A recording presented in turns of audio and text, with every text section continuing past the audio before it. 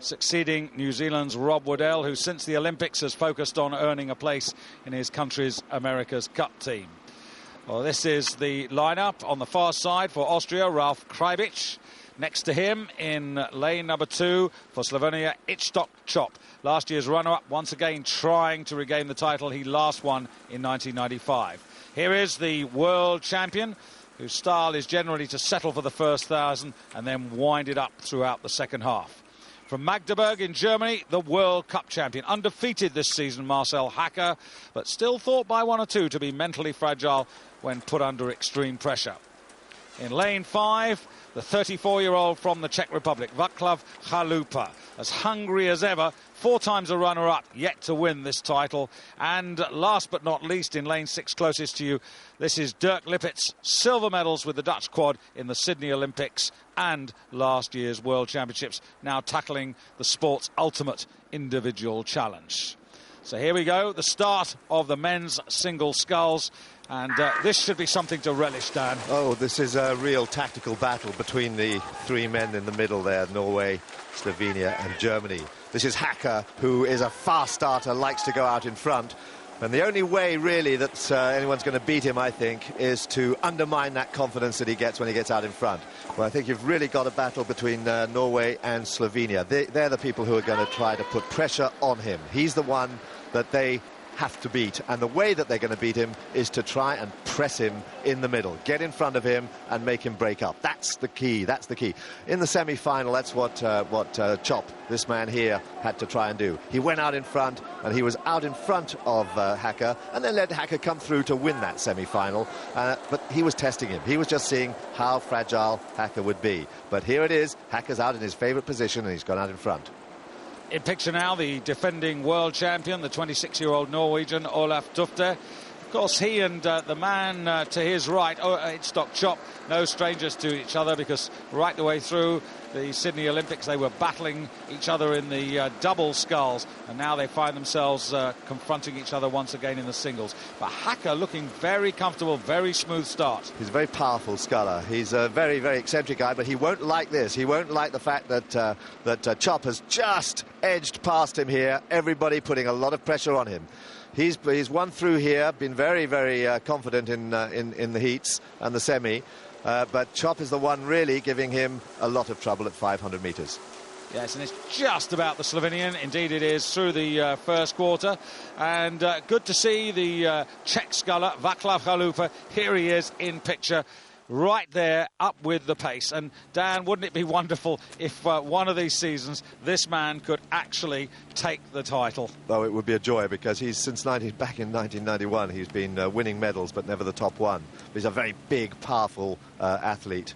And this man really new to this single scull game, really, at this level. He's done well to get into the final, but he's out on the outside lane, and I think he'll find it quite hard when there's so much tactical stuff going on up in front. Quite interesting that the Dutch decided to break up their successful quad formation to do something different this season. Well, the other 3 have gone into the Coxless 4, and they're performing well in it, but not as well as they were in the quadruple scull. So I think they're just having a break from each other, probably, for this season. But here's Čop, Dan. Now, this is very, very familiar, as we saw in the semi-finals. He's trying to do exactly the same again, but can he carry it through this time? Just watch how Čop sculls. It's so different to the way Hacker sculls. Čop lies a long way back. He's a small guy, powerful guy, keeps going, great lungs.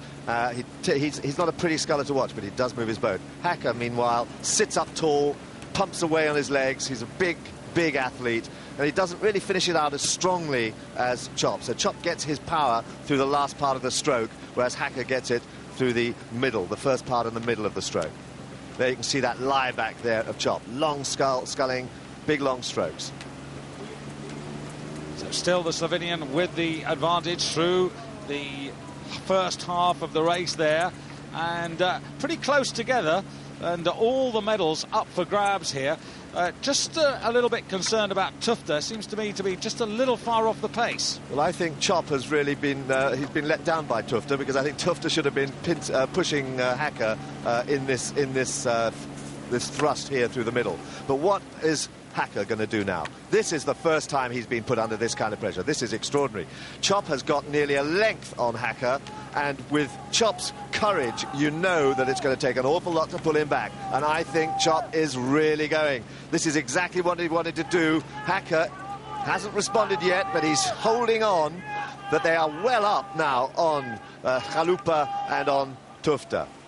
Yes, clear water for the first two, ahead of the leaders there. And Chop, 17 years of experience in the sport, and he's really laying it down to Hacker now as Tufta starts to get going.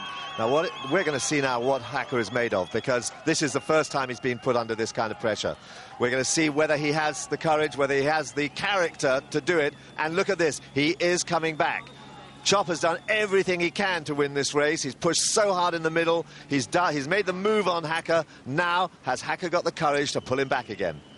Yes, it's just reminding me of, for a moment, Dan, of last year's semi-finals when Hacker, put under pressure, did blow up and lost his place in the final when he was reckoned to be a contender 12 months ago. Well, he's retaken the lead here with 500 metres to go, and here comes the Czech. Here comes Chalupa. He's putting pressure now back onto Slovenia, but Hacker has gone through. That is remarkable. He was taken by nearly a length by Chop. Chop hasn't given up, though. Chop is fighting him now all the way. These two great scullers here, very different styles. Who's going to pull it out in this last 300 metres? Well, the 25-year-old from Magdeburg has got the advantage now, coached by Andreas Moll, who's been cool as a cucumber, has been looking after him. But he's also been quite relaxed, because earlier in the week he was right alongside us in the commentary box, not concerned to come and give an interview after the semi-finals. So it's seemingly Hacker, full of confidence, looking at Chop now, and seemingly, to me, Dan, in control of this race. Meanwhile, here comes Tufta on a charge against Chalupa at the bottom of the picture as we come in front of the grandstands and the crowds. This is a fantastic finish, but look what Hacker's done. He's just walked right away from Chop. Now Chop is under pressure from Chalupa and from Tufta, the world champion, coming out from 4th place, trying to get a medal, but no one's going to stop Hacker. Hacker is a length up and moving so powerfully and going very fast.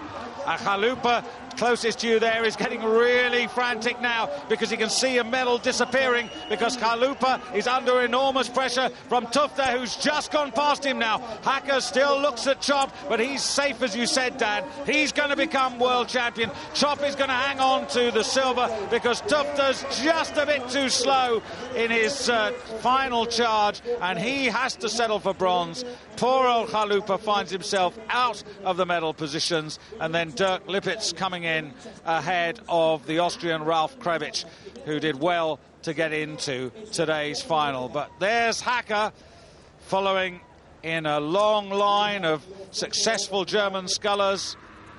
Andre Wilms in '94, Thomas Langer before him, and of course the great Peter Michael Kolbe. Well, Chop did everything he possibly could there, and Tufta really left it late. No wonder he's annoyed, but no taking anything away from Hacker. That's a fantastic performance for him. A lot of questions asked of him. Could he? Did he have the courage? Did he have the character to be led?